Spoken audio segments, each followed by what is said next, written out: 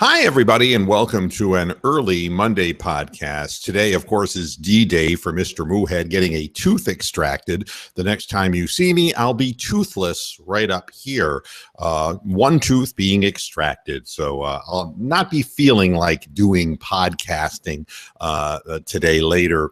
And I hope that by Wednesday, I'll be feeling better and able to do the regular Wednesday podcast. While I have an opportunity today, we have the grand finale of the 2017 NFL Draft, which obviously everybody has a slightly different opinion about. There were many questions asked, some questions answered, and some just leave you shaking your head. Around the league every year, there are teams who make inexplicable reaches.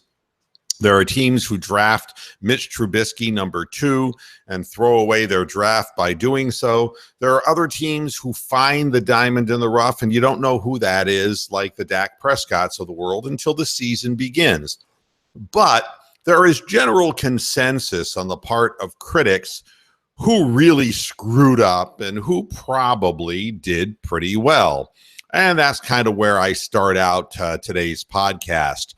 I'd like to tell you that the Cleveland Browns totally screwed up their draft, because that seems to be what draws the greatest interest in ratings to the Cleveland Browns, is how bad they can screw up. But when you've got Myles Garrett and Jabril Peppers and David Njoku and Deshaun Kaiser, you've got Larry Ogunjobi, you've got Howard Wilson, you've got Roderick Johnson, you've got Caleb Brantley, you've got Zane Gonzalez, and you've got Matt Days. Now,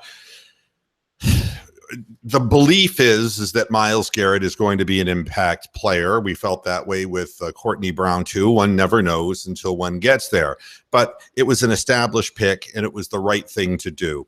Jabril Peppers, I've said in previous podcasts, with Malik Hooker available, might have been a questionable pick because he's never played safety before. The Browns are going to try to squeeze whatever they can out of him, kind of going with the versatile player approach, punts, kickoffs, and strong safety. He definitely has the aggressive attitude to play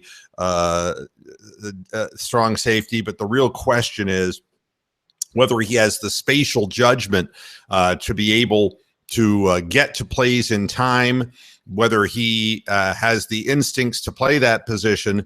I think there are going to be some real growing pains if he is the starting strong safety, because he's going to be seeing things he's never seen before. David Njoku is the guy who's going to be the tight end for the Cleveland Browns. Yes, he averaged 16 yards per catch in college.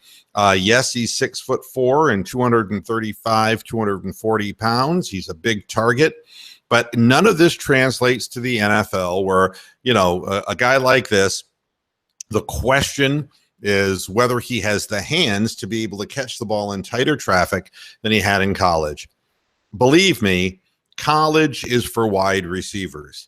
Guys who don't even make it in the NFL have prolific college careers, because the vast majority of defensive backs in the college level allow such distance as far as between them and coverage, and the wide receivers are just faster than the secondaries in college, that it's easy to rack up big numbers. The same thing is true of quarterbacks, by the way, that are in spread offenses.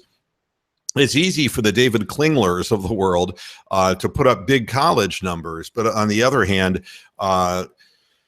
when they get into the pros and the windows are much tighter, that's where the men are separated from the boys. So David Njoku is going to have to prove, like all rookies, that he may have good straight line speed, especially for a tight end, but he's got to get off the line of scrimmage. It comes down to technique, and it also comes down to the scheme that the team is running.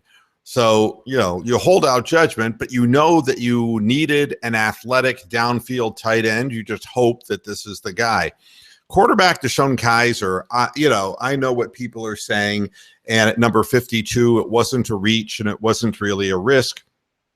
But I think when you draft a quarterback at number 52, the odds are what you've got is a number 52 quarterback, and that there are reasons why they drop to number 52.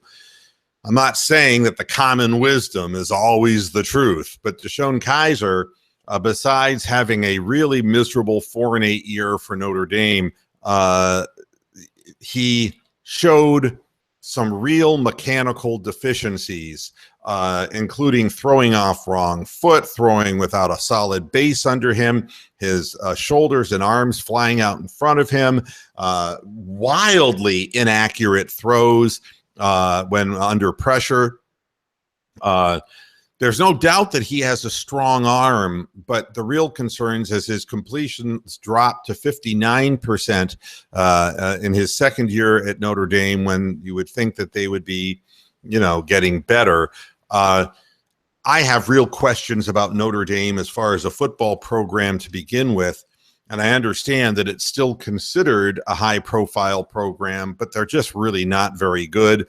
So I'm going to give DeShone Kizer a pass and say he may not have been playing for the best football team as far as getting protection, and not the kind of caliber of talent that the Fighting Irish used to produce back when they really were a major program. Charlotte's Larry Ogunjobi is a guy who, he played for a small school. He's very big, got big arms, strong guy. But again, when you play at a lower level college program, the question is how it translates when you're going up against full-grown men. Ogunjobi was a guy who used to weigh a lot and be out of shape. He got himself into condition. We've seen this before from defensive tackles. Sometimes they keep it off. Sometimes they refrigerator Perry, and they are never able to stay in physical condition. We saw it with Danny Shelton. Danny Shelton came in overweight, and he's going to have a lifelong fight with weight.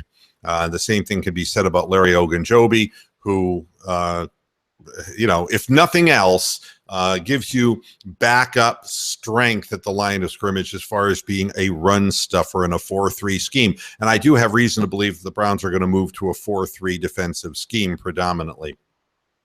The cornerback from Houston, Howard Wilson, as you get lower down, you're going to start discovering that these players, it's kind of a pig in a poke. You don't know. Howard Wilson is a guy who has got decent size, but it all comes down to technique at the cornerback position. He doesn't have the greatest speed, and I think that closing speed in the NFL now is just a must-have. And unless you are inordinately well-positioned and anticipatory as far as where is the ball going to be, straight line speed is something that can't be missed. However, there are a lot of fast cornerbacks who have no technique, and no matter how far they fall behind, the receivers are so blazing fast they can't catch up. So, again, what do you expect from a rookie cornerback? A lot of special teams is what you expect. Florida State's tackle Roderick Johnson, again, beefing up the line. The odd pick, Caleb Brantley,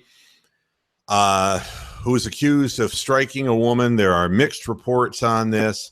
One claim that he just kind of pushed off on her face. Another report claimed that he broke facial bones in her face. I don't know what to believe.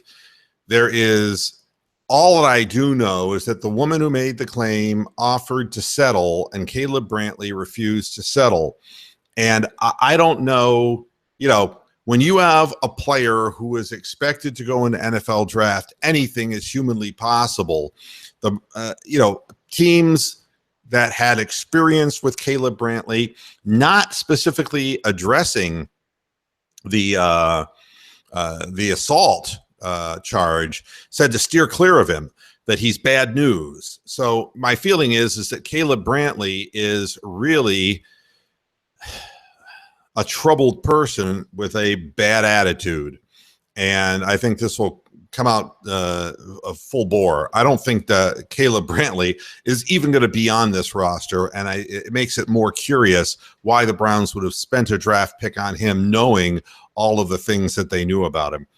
Pick I like Arizona State's kicker Zane Gonzalez, and I know what they say: never pick up a kicker in the 7 rounds of the draft. But you know, when you see what the Browns have been through in the last couple of years regarding kickers, Zane Gonzalez kicked more 50-plus yard field goals than anybody in college. He had a 92% accuracy rating.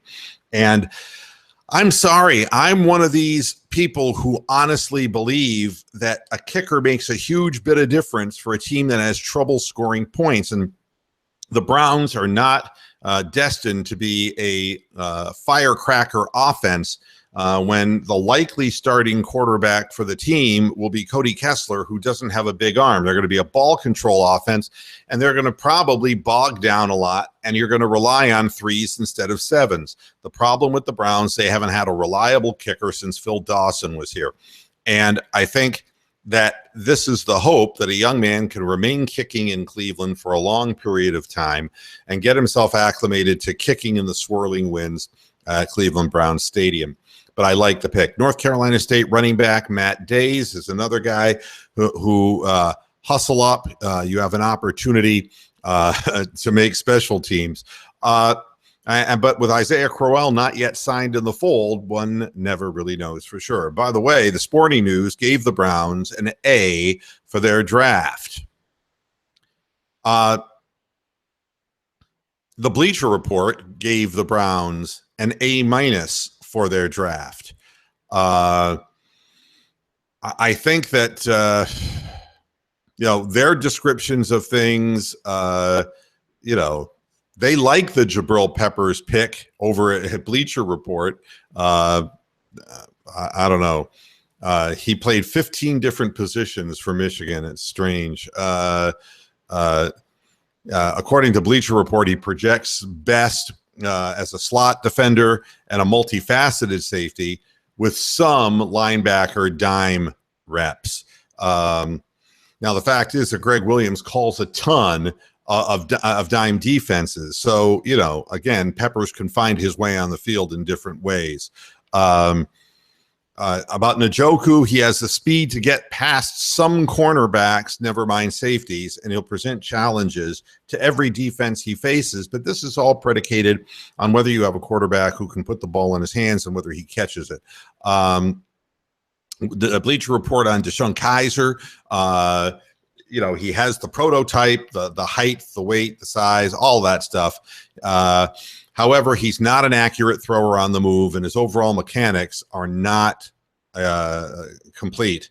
Now, I've heard this a million times. It's an ideal situation for Hugh Jackson, who has a history of developing quarterbacks. I get that, but the mechanical deficiency issue is a tough one to overcome. We've seen it with Jamarcus Russell on up to so many quarterbacks who have big arms, but it's almost like it's like the beautiful girl in school who just learns to get by on her smile, or the big handsome guy who's a box of rocks, but he's really good looking, and so he's the homecoming king.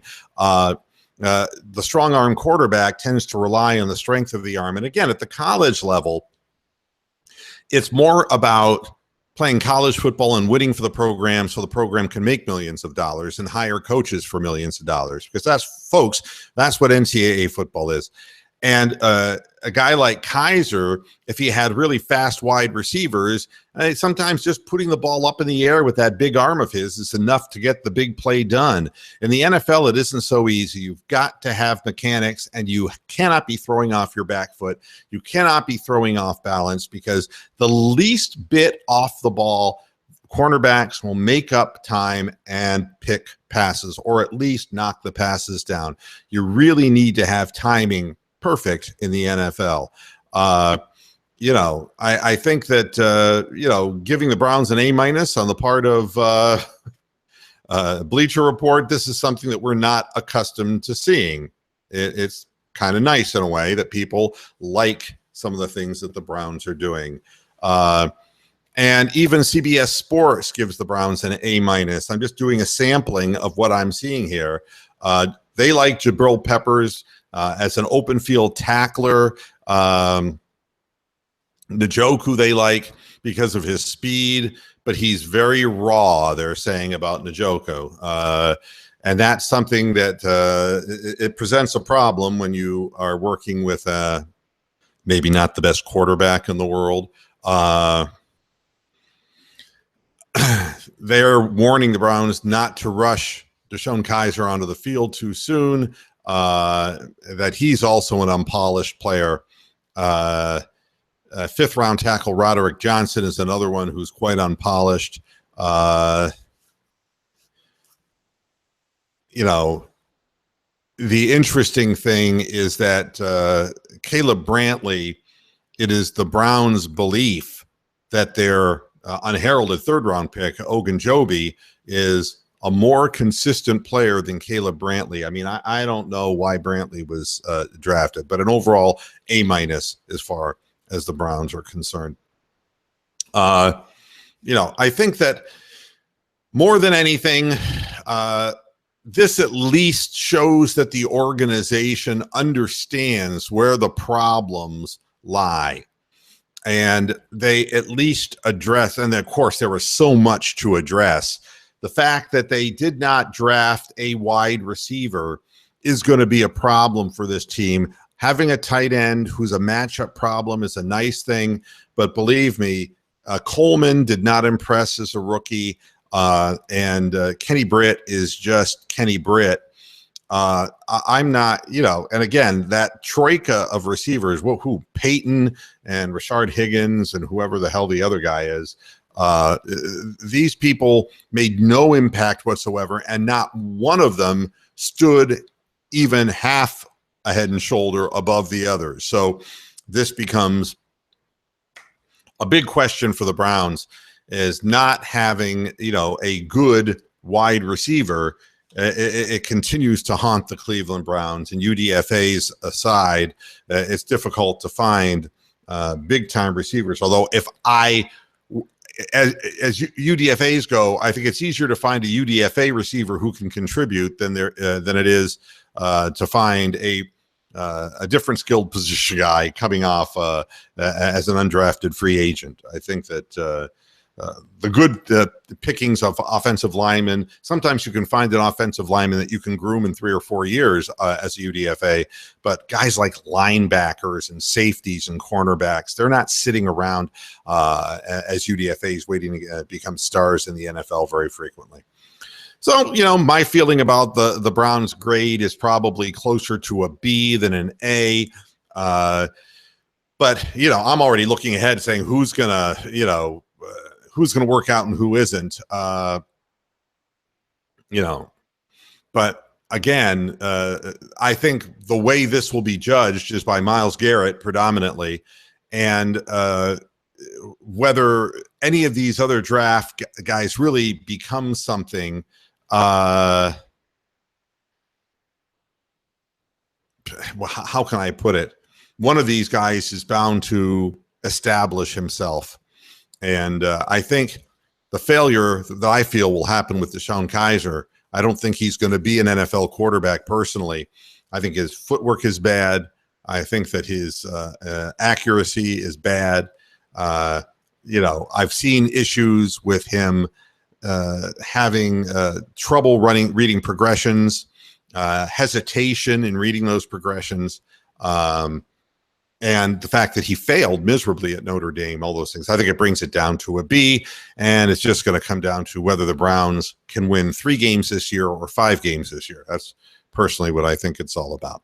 All right, enough about the Cleveland Browns. The Cavaliers start tonight in earnest. The Celtics won their first game last night, not without a little bit of concern, especially in the first quarter of the game when they were down by 16 points.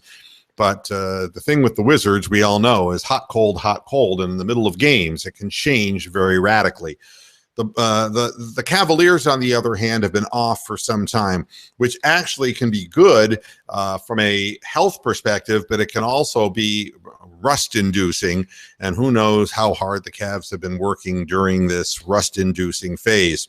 one thing I will say that in their playoff history, the Raptors are 1-11 on the road in first game playoff in the first game of a series. Only once did they win, and that was in the second round back years ago against the Philadelphia 76ers. So they have a bad record in the first games of playoffs on the road.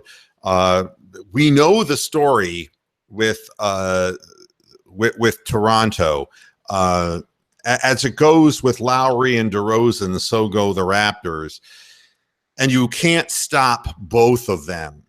The hope is that you stop, if you can stop anybody, you try to stop DeRozan, because he generally will not stop himself. Kyle Lowry has the ability to stop himself because he's overly emotional. Then you got to force Lowry to beat you and try to take DeRozan off the free throw line. And this is going to be a lot of difficulty for J.R. Smith, who's going to be assigned to guard DeMar DeRozan. The mystery in all of this is Serge Ibaka, who at times has looked okay and at times has looked kind of slow, to be very honest with you, and how Serge Ibaka plays, whether it's going to be more like the Thunder Ibaka or whether it's going to be the older version, remains yet to be seen. The other big question regarding the Raptors is their bench and whether they are able, without having to play DeRozan and Lowry massive minutes, whether they're going to get productivity from the bench. Much the same questions that people asked about the Cavaliers. Will Darren Johnson for the Cavaliers continue to play good, more Darren Johnson type basketball as he gets his legs under him? I don't expect him to shoot as well as he did in the last series, but would he keep the ball moving and allow some time off the floor for Kyrie and LeBron and have opportunities for floor spreading for Channing Frye and for the rest of the three-point shooters, for Kyle Korver? Will those guys be able to get off because having Darren Johnson distributing the ball? The difference in the last series is that Darren Johnson was actually pushing the ball. And I don't mean like running it up the court, but I mean when he saw a crease, he was getting into the paint. And that looked like more like what he used to do when he was younger, as opposed to the slow-legged, heavy-legged guy we were seeing at the end of the season. And then the other thing comes down to the Cavaliers' defense and whether they're able to stop, like I said, one of the two protagonists on the Raptors. And then, of course, the three-point shooting.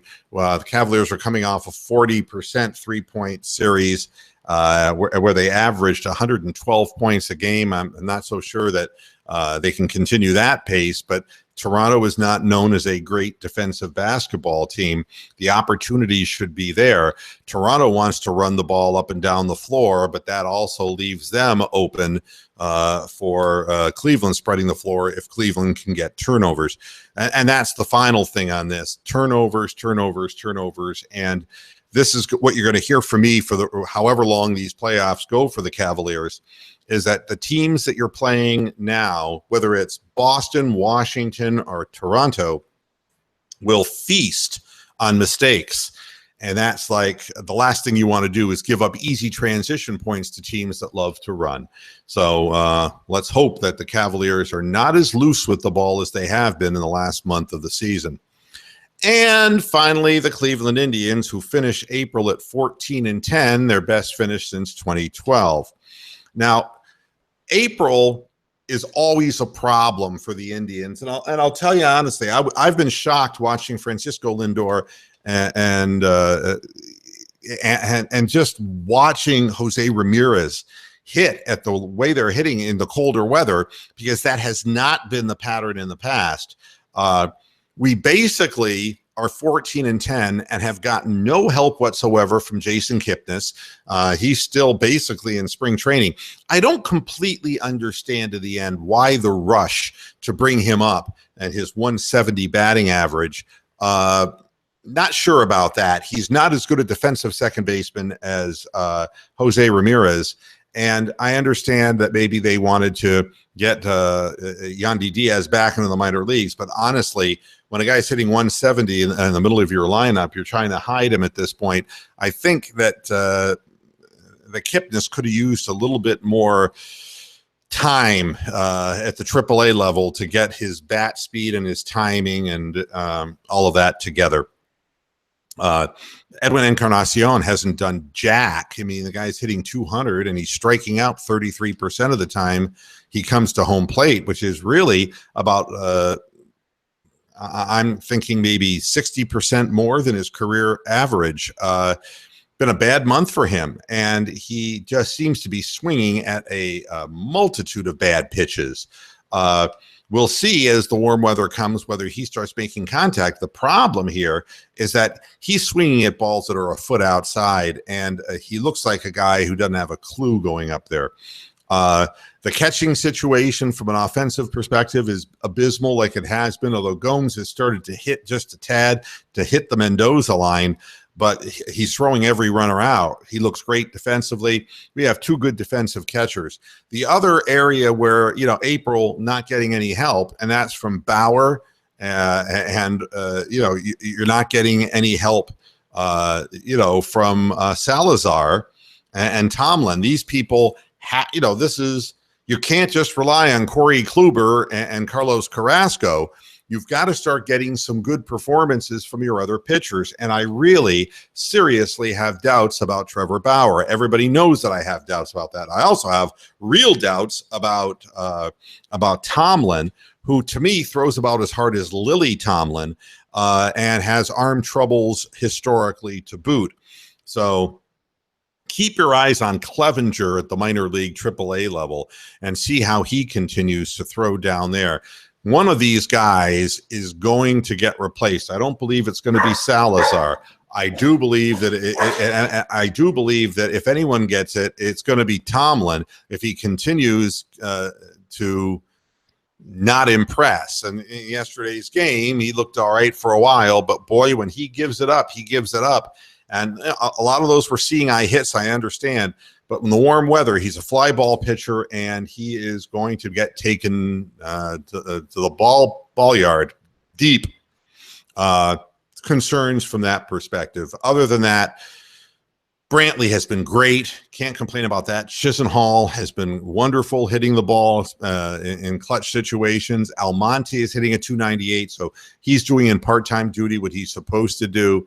I don't think that Carlos Santana is ever a batting average guy, but he hasn't really warmed up, and we're still 14-10, a half a game ahead of the Chicago White Sox, who are not looked upon as being anything great. It's the Tigers who we're looking at as being our primary competition.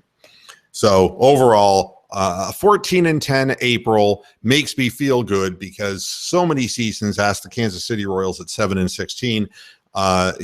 April can take you right out of a season. It did when the Indians started at 7-15 back in 2015. It can take you right out of your season. All right, I'm done. I've said everything I want to say. Oh, except for the prediction. Cavaliers tonight will win 110-103. Cavaliers will win game one, and I think it's going to be one of those probably not as hard as the final score indicates. Oh, and there is one more thing I wanted to say before I got out of here. Heavyweight boxing. You know that I'm not a Klitschko fan, and Klitschko got knocked out by Anthony Joshua in England. If you haven't seen the fight, watch the replay of that fight. Stimulating fight, and it makes me take back many of the things that I've said about Vladimir Klitschko. And, I've had a problem with the fact that he's almost exclusively fought in Germany, where I felt the fights were rigged. His opponents were handpicked. When he leaves the country, he gets beat, which was the case here in England. He got beat. He's gotten beaten in America and knocked out at that. I don't put Vladimir Klitschko as one of my best heavyweights ever. That's for darn sure. And fighting a guy who was 18-0 and now 19-0, Joshua was a fit, young, powerful fighter out of England, and was a big challenge, a real big challenge for a 40-year-old former champion. I will say this for Klitschko. in defeat, he was valiant, very valiant in defeat. He looked like a guy who was beaten in the 5th round of the fight when he got clocked and knocked down. And he, by all practical purposes, he should have been knocked out at that point. He managed to get himself back together and rally in the 5th round, then have a huge 6th round where he had Anthony Joshua out on his feet, down, and looked like he was going to win the fight. And then Klitschko actually started controlling the fight to get himself from a scoring perspective back in the fight until the fated 11th round, where he took a massive Mike Tyson-esque right uppercut. And then the follow-up barrage that knocked him down twice, and finally the final barrage of punches, the salvo that made the referee stop the fight. It was really as good a heavyweight fight as I've seen in a long time. But what was more compelling was afterwards, Vladimir Klitschko's comments, I think, resonated with me, because they always say that a fighter has one great fight left in him. And I think that he willed himself into some tremendous physical condition to get up from the shots that he got up from. For a 40-year-old man is nothing short of remarkable. And the fact that he was taking it to the champion Joshua as the fight progressed showed the kind of condition that he was in. He also cast aside some of that conservative long jab stuff, because actually he was slightly shorter in stature than Joshua, who's a hulking guy at 6'6". So Klitschko was forced to trade shots and to lead rather than to counterpunch, to actually throw big leads. And it worked, and he caught him, Joshua, and it was an exciting fight. But after the fight, the look in Klitschko's eyes, they asked him, he does have a contractual rematch. We know how these things go 9 out of 10 times from a historical perspective with boxing, is that the guy who loses the first fight loses the second fight much more decisively. We've seen that before. And usually once beaten, twice beaten. But with that said, Klitschko, after the fight, acknowledged that the better man won the fight. But he said how disappointed he was, because he really thought he was going to become the champion again, and that he had Joshua out and did not finish him. And he wasn't complaining about the stoppage of the fight. He wasn't complaining about the scoring up to that point of the fight. He took responsibility. And, and basically, when talking about, not finishing off, he said, shoulda, woulda, coulda. Same thing about the referee stopping the fight. Shoulda, woulda, coulda. He goes, I didn't get it done. And in the end, I think he did get it done as well as any 40-year-old guy was going to get it done. And in a way, I feel badly that he didn't find that one more punch in the 6th round to end the fight, because it would have been a fitting way to end his career. Now it's going to look like a valiant loss, and whether he chooses to hang on or not, we'll see. But overall, if you get an opportunity, I'm sure they'll be showing the fight again on HBO or on Showtime, because the Showtime showed it live, and HBO showed it on tape delay. If you have the ability to record it off a DVR, do it. It was an exciting fight. Or just go to YouTube. I think you can watch it on YouTube too. Thanks, everybody, for tuning in. I'm hoping my procedure goes well today. We'll see. I'll keep you informed. Until next time, hasta la vista, Pasture Heads. Go Cavs and go Tribe. Bye-bye now.